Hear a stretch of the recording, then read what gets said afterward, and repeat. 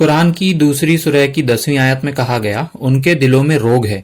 और पिछली आयतों के अध्ययन से पता चलता है कि यहाँ उन लोगों की बात हो रही है जो अपनी सोच के हिसाब से ईश्वर और उसके भक्तों को ये झूठ बोलकर धोखा देना चाहते हैं कि वे भी मुस्लिमों की तरह ईश्वर और महाप्रलय के दिन में आस्था रखते हैं। तो उनकी इस धोखेबाजी को एक डिजीज, एक मर्ज बताया गया 1400 साल पहले।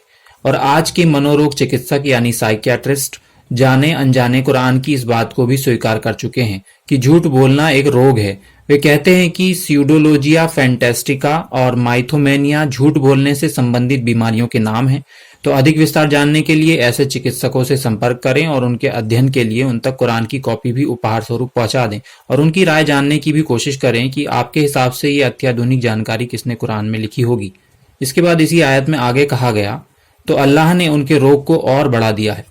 इस पर अक्सर सवाल उठाया जाता है कि अल्लाह कितना निर्दयी है जो रोगी के रोग को और बढ़ा देता है, जबकि आप सब जानते हैं कि आमतौर पर कोई भी रोग जब ही बढ़ता है जबकि उसका सही उपचार ना किया जाए।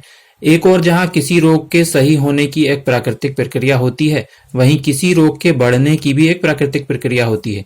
और चूंकि सब प्राकृतिक नियम ईश्वर ही ने बनाए हैं और उसी ने निर्धारित किए हैं, तो किसी रोग का बढ़ना या सही होना उसके निर्धारित किए हुए नियमों के आधार पर ही होता है।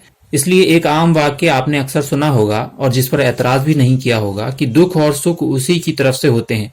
तो उसी बात को इस प्रकार कहा गया कि अल्लाह के नियम ने उनके रोग को उनकी लापरवाही की वजह से और सही उपचार ना करने की वजह से बढ़ा दिया। और अंत में इस आयत में कहा गया, और उनके झूठ बोलते रहने के कारण उनके लिए एक दुखद यातना है। तो झूठ के मानसिक, शारीरिक और सामाजिक तौर पर एक यातना, एक अजाब होने को तो आप सब स्वीकार करते हैं, लेकिन कुरान के अध्ययन से ये ज्ञात होता है कि मरने के बाद के जीवन में भी इसकी सजा के तौर पर नरक की आग में डाला जाएगा। मरने के बाद भी कोई जिंदगी है, ये एक ऐसी बात है कि जिस पर हर कोई क्यों विश्वास करे।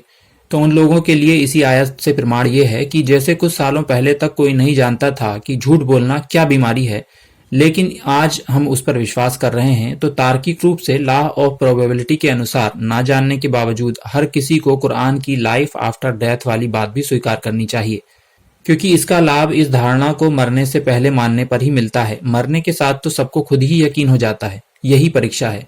तो ये थी कुरान के दूसरे अध्याय के श्लोक नंबर 10 से संबंधित कुछ खास बातें। जल्द मिलते हैं इसी अध्याय की अगली आयतों में बताई गई बातों के संक्षिप्त वर्णन के साथ। अभी दे अनुमति, धन्यवाद।